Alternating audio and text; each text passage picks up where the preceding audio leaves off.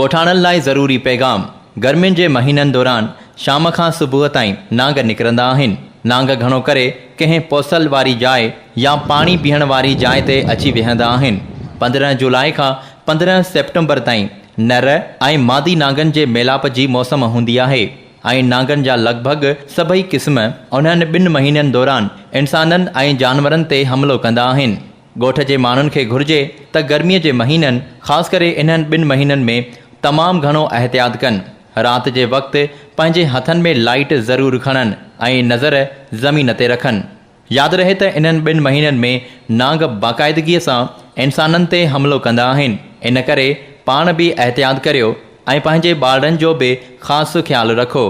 कंहिं बि सूरत में ॿारनि खे राति जे वक़्तु ज़मीन ते न खेॾणु ॾियो। जेकॾहिं ख़ुदा न करे जे नांग कंहिंखे ॾंगे थो विझे त जल्द मक़ामी डॉक्टर सां राब्तो करियो। अल्लाह असां सभिनी जी हिफ़ाज़त फ़रमाए।